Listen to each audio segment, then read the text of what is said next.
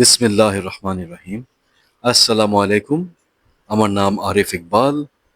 এটা আমার পডকাস্ট যেখানে আমি ইসলামিক লিটারেচার এবং আদার বুকসের অডিও রেকর্ডিং করি এবং আপনাকে আমার পডকাস্টে স্বাগতম। Welcome to my podcast.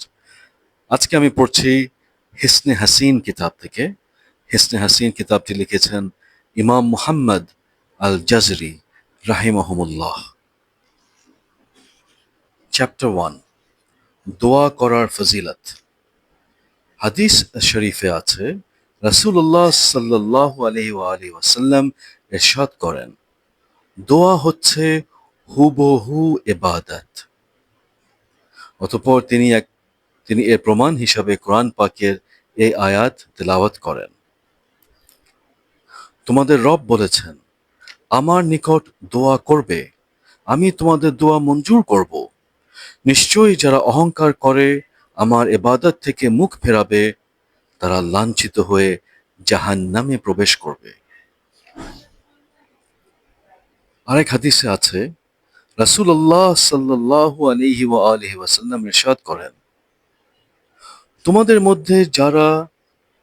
মধ্যে যার জন্য দোয়ার দরজা খুলে দেওয়া হয়েছে, অর্থাৎ যাকে দোয়ার তৌফিক দান করা হয়েছে, তার জন্য রহমতের দরজা খুলে দেওয়া হয়েছে।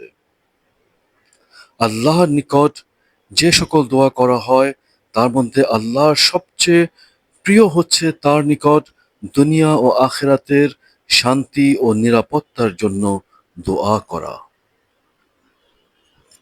অন্য এক হাদিসে আছে, রাসূলুল্লাহ সাল্লাল্লাহু আলাইহি সাল্লাম ইরশাদ করেন, দোয়া ব্যতীত কোনো জিনিসই তাকদীরের ফয়সালা রদ করতে পারে না এবং নেকি ব্যতীত অন্য কিছুই বয়স বৃদ্ধি করতে পারে না।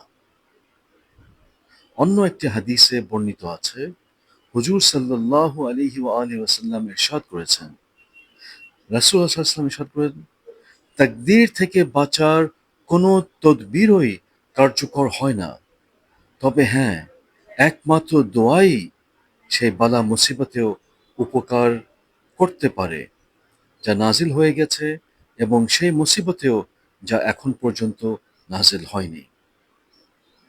আর এ কথা নিশ্চিত, মুসিবত যদি নাজিল হয়ে যায় তাহলে দোয়া তার সাথে মিলিত হয়।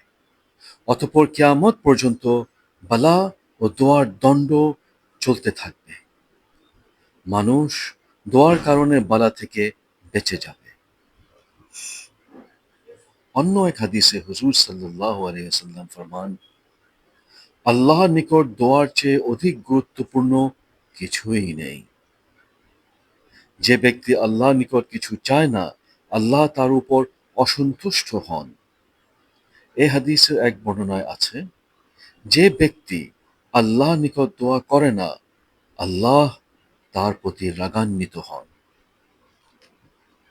অন্য এক হাদিসে হুজুর সাল্লাল্লাহু আলাইহি ওয়াসাল্লাম সাহাবীগণকে ফরমান, তোমরা আল্লাহর নিকট দোয়া করতে দুর্বলতা দেখায়ও না, কেননা দোয়া করতে থাকা অবস্থায় অবশ্যই কোনো ব্যক্তি কোনো আকস্মিক বিপদে ধ্বংস হবে না। আরেক হাদিসে হুজুর সাল্লাল্লাহু আলাইহি ওয়াসাল্লাম ফরমান, যে ব্যক্তি চায় দুঃসময়ে ও বালা মুসিবতের সময়ে আল্লাহ পাক বান্দার দোয়া কবুল করুন, তার একান্ত কর্তব্য হলো সুসময়ে ও সচ্ছলতার সময়ে অধিক পরিমাণে দোয়া করা। আরেক হাদিসে আছে, রাসূল সাল্লাল্লাহু আলাইহি সাল্লাম ইরশাদ করেন, দোয়া হচ্ছে মুমিনের অস্ত্র, দ্বীনের স্তম্ভ এবং সমস্ত আসমান ও জমিনের নূর। অন্য এক হাদিসে আছে, একবার রাসূল সাল্লাল্লাহু আলাইহি ওয়াসাল্লাম এমন এক দল লোকের ভেতর দিয়ে পথ অতিক্রম করছিলেন যারা কোনো বিপদে আক্রান্ত ছিল। তিনি তাদের অবস্থা দেখে বললেন, এরা কি আল্লাহর নিকট নিরাপত্তার জন্য দোয়া করছিল না?